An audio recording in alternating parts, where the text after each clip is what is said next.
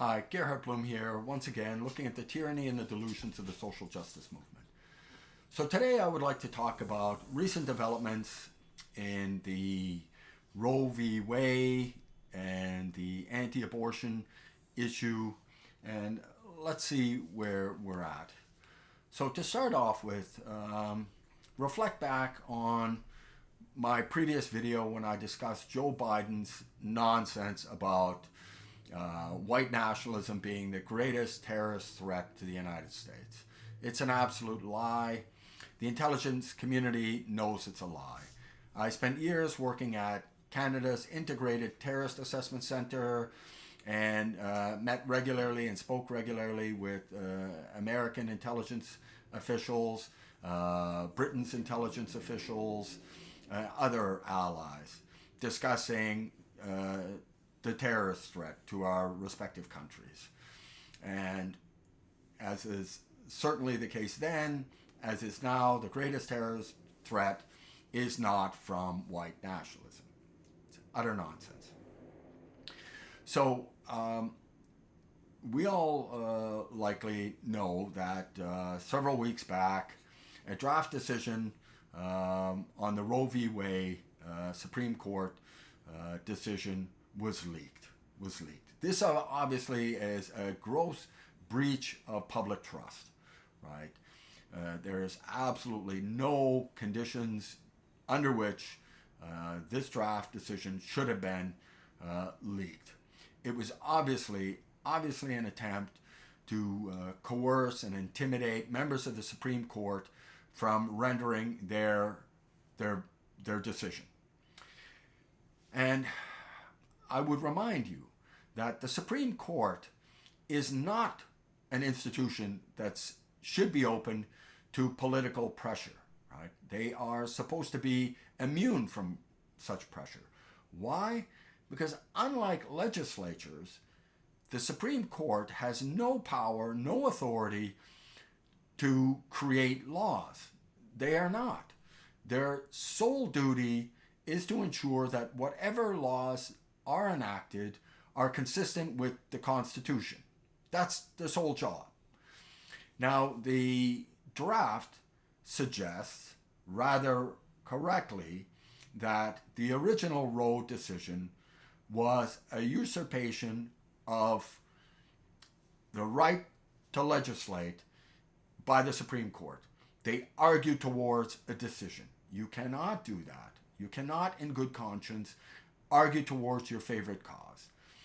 Legislation is either consistent with the Constitution, in which case it's legal, or it's inconsistent. The judges, whether or not they agree with the law or not subjectively, they're citizens of the country, they get to vote, same as everybody else, but they cannot argue towards a conclusion, towards their favorite end, right? Whether they support abortion or not, the sole question before them is whether or not the legislation as enacted is consistent with the Constitution. It appears that the Supreme Court justices, by majority, have decided that the previous decision was a usurpation of the Supreme Court's powers, right? They created laws, they didn't enforce the Constitution. So the draft decision was leaked, in addition to which the members of the conservative wing of the Supreme Court, they were doxxed, right? And very quickly, the private residence of these justices were set upon by loud, militant protesters and screaming and in outrage, right? And this is illegal. There are laws in place to prevent precisely these sorts of intimidation tactics being exerted against Supreme Court justices. Right? Of course, these laws are not being enforced. Right? They are not being enforced because we've got a Justice Department that's utterly captured by leftist ideology. So lying about where the terrorist threat comes from, failing to support the laws sheltering justices from intimidation. There were threats against the lives of Supreme Court justices. The Senate passed legislation to provide extra security for these justices. And what does Nancy Pelosi do in the House? Nancy Pelosi sits on this legislation. Why might that be? Do I think she wants a Supreme Court justice murdered? No. As cynical as she is, I don't believe she actually wants one of these justices murdered. But if this legislation passes, then people are going to start wondering what this means about the terrorist threat from right-wing white nationalists, right? Well, it would be obviously the case that it's nonsense, because the threat of violence towards these Supreme Court justices is not from white nationalists.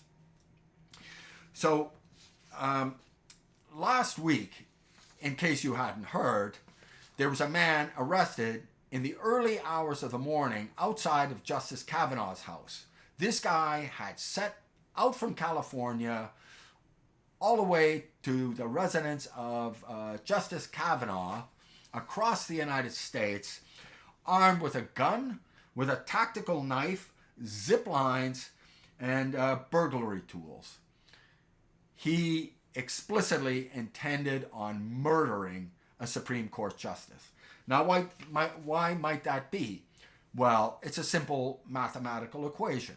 If you remove a Supreme Court justice or two who are in favor of overturning Wade, you've effectively nullified this overturning, right? And his aim was explicit. So this radical ideology, this militancy, has spilled on beyond the Supreme Court. Now, across the country, in case you weren't made aware, a couple of dozen or more faith-based pregnancy crisis centers have been attacked. They've been spray painted, several cases of arson, smashed windows, and spray painted. If abortions aren't safe, neither are you, right? These attacks, responsibility for which have been claimed by a terrorist group, and there's nothing short of it's nothing short of a terrorist group. Violence for the sake of a political end is terrorism. That's the very definition of terrorism.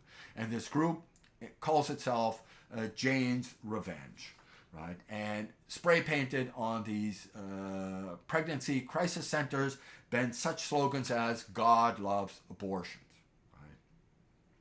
This is utterly disgusting. In addition to encouraging further attacks on these crisis centers, they've also encouraged attacks against churches, right? It's unbelievable the malevolence that individuals like this have. And I find it utterly shocking. This isn't about pro-choice. Because if it was about pro-choice, these militant fascists for pro-abortion would allow a woman in crisis to make a decision that she finds compatible with her conscience and her interests. Right? These pregnancy crisis centers aren't kidnapping pregnant women off the street and dragging them in there, forcing them to have babies under duress, right? They're providing counseling and support for women who are pregnant and need assistance and guidance. They're free to come and they're free to go. But these militants want to refuse these women in crisis opportunities and options and the support that they're seeking, right? So this isn't pro-choice. They're denying these women an active choice in their own pregnancy decisions. And I will remind you that overturning the Roe decision would not ban abortions, right? It would not. It would return legislation of abortion back to legislatures. Individual states would get to decide this issue on the basis of the Democratic vote. People in their states, on the basis of their conscience, get to decide. And leftists will tell you, oh, the vast majority of people are in favor of pro-choice. Well, that's all dependent on how you phrase the question, because the vast majority of voters in the United States are not in favor of abortion through the 9 months of pregnancy. The vast majority of people support pregnancy option for rape and incest, which accounts for about 1%. That's why you always hear leftists talk about, oh, the rape and incest. This accounts for about 1%. And vast majority of Americans are in favor of allowing abortion under those circumstances. So if it was turned back to the legislatures, you can be virtually guaranteed that protection and choice in those circumstances would remain in place. But you can be assured that in most states, other than diluted residents of California, abortion up through 9 months would not be allowed, and for good reason, right? For good reason. I find this morally unconscionable, and this authoritarianism, this militancy on the part of the radical left needs to be confronted. We need to speak openly and honestly about this threat. This threat isn't from conservatives. Conservatives respect the rule of law. They respect individual rights and individual autonomy. They are not militants seeking to destroy every institution of Western civilization. This is the radical left. Thank you very much for your time.